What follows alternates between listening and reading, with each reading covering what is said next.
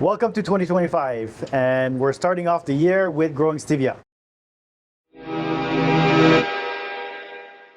2025 and the new years always come with New Year resolution, and sometimes that comes with eating better. And so Stevia is your number one choice when it comes to removing white sugars and processed sugars from your diet. And so we therefore decided to do a video this week on harvesting the Stevia that we've been growing for the last 2 months and showing what the process looks like for also separating them from a 1-to-1 plant rate spacing ratio to a 2-to-1. If you want to know more about that, go to the previous videos when we're sowing it and then when we're also transplanting it and getting ready for this harvest.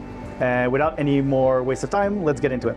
All right, so separating the plants from a 2-to-1 to 1 to from a 1-to-1 to a 2-to-1 plant spacing ratio, what we're gonna do is remove one of the plant sites like so, and then we're gonna take our plant site right here, and then as we're taking it out, we're gonna rotate. And as you can see, the root kind of comes out. Sometimes they're more condensed together and therefore it's gonna be harder and you may break some roots. That's okay, but just be as gentle as possible, rotating motion.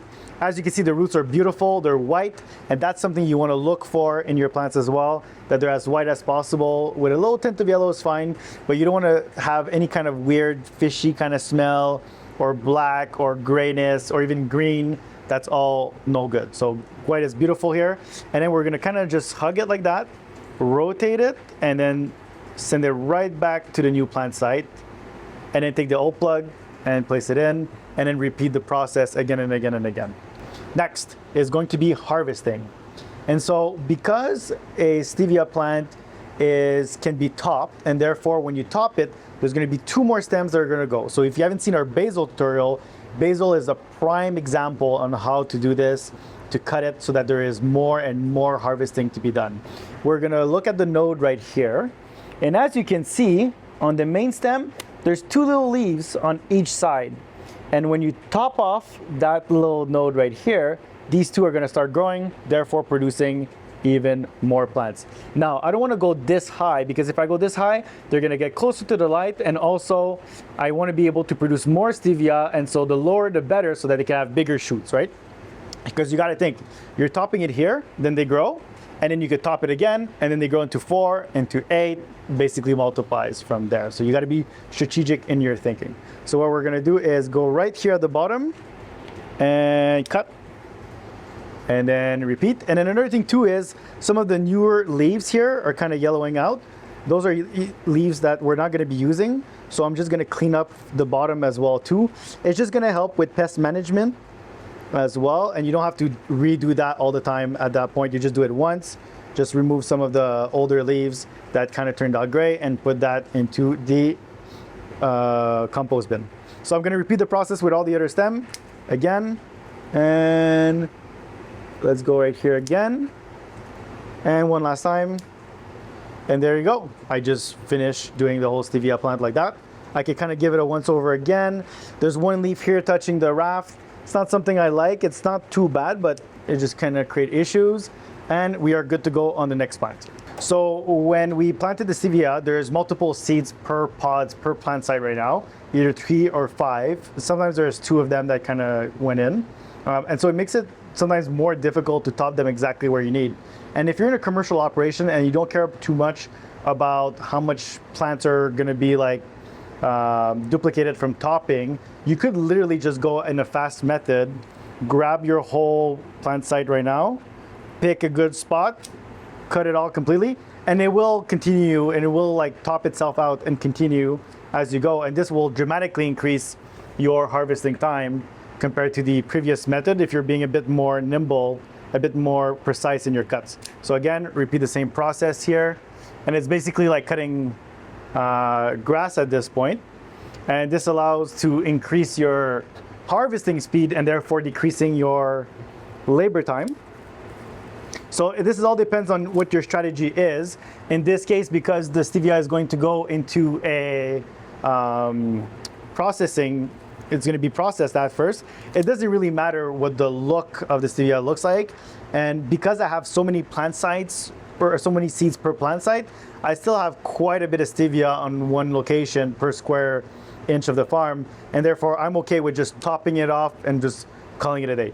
Another thing too I want to mention is that because it's basically sugars, when you if you don't keep your scissors clean, eventually it will stick together and it will stop working. So you got to make sure that you clean them every so often with just some soap, just to maintain them in good working order. We only have about 50 sites here, but if you're doing 20,000 sites on a weekly basis rotating, obviously you're going to get with another issue. So plan out for scissors and a cleaning process as well.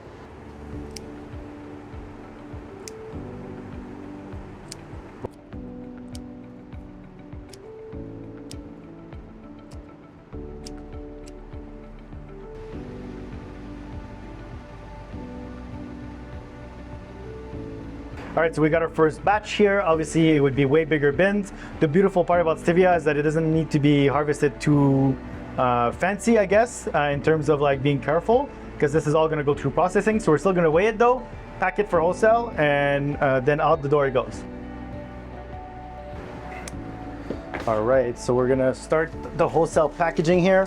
Now, let's say for example, you did have a customer that wanted to just have the leaves for whatever reason. There's a nice trick to be able to harvest stevia quickly if you want to just do the leaves. This one might be a little too short for a good example. Let's try this. Basically, you just go reverse like so, and that will remove all the leaves really quickly from the stem. You just break off it like that, and then you could remove the stem. Now, if you're going to a commercial operation where they're going to be transforming this for the end user, you ship everything out, and there's something called net weight and gross weight. So basically, they'll calculate the gross weight, including the stems. They'll process it, calculate the net weight, and that's how you'll get paid based on the agreement. Sometimes you're just paid on gross weight, period. Sometimes there's a adjustment that is made on the net weight. So that's the difference. So we could throw out the stem. Some people do use the stem, as far as I know personally, but the leaves are really where the extract is supposed to be from, because the stems are kind of hard. So in this case, we're just going to take one of our usual bags. Now, if it's really large wholesale operation, you won't be doing it in bags. You're going to have like banana type crates, and you're going to load that into the banana type crates that get shipped back and forth in between the facilities. But in our case, we're just going to literally just pack it like so, and ship it out like that, so that you would have multiple bags. If you had 100 pounds or more of production, then in that case, you're going to want to pack it in those big reusable boxes. And that's pretty much it. So let's just pack it all up in as many Ziploc bags as we can, and we're going to weigh it up.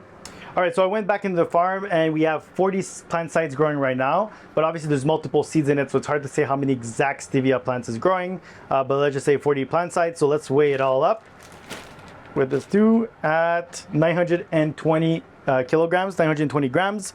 So that's it's very good for only 40 plant sites. You could just imagine if the container was full with full 7,200 plant sites, it's a big amount. Obviously, you wouldn't be packing this into like plastic Ziploc bags like this, like we're showing here. It'd be in big boxes, but you get the drift as to what it's like. If you want to grow this just for your personal use, for your coffee and things like that, then as you saw here, you don't need to do very much. Most of the time they're dried up, and then after that you can kind of crumble it and use it in different types of application.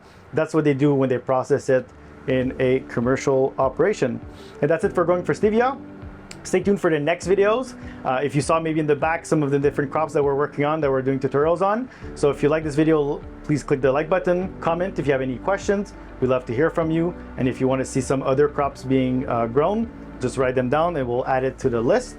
And also click the notification bell to see when those next videos are going to be coming out once you subscribe to our channel. Follow us also on Facebook, LinkedIn, and Instagram to see behind the scenes and things that we build, including container farms like this one here. Stay tuned for the next one.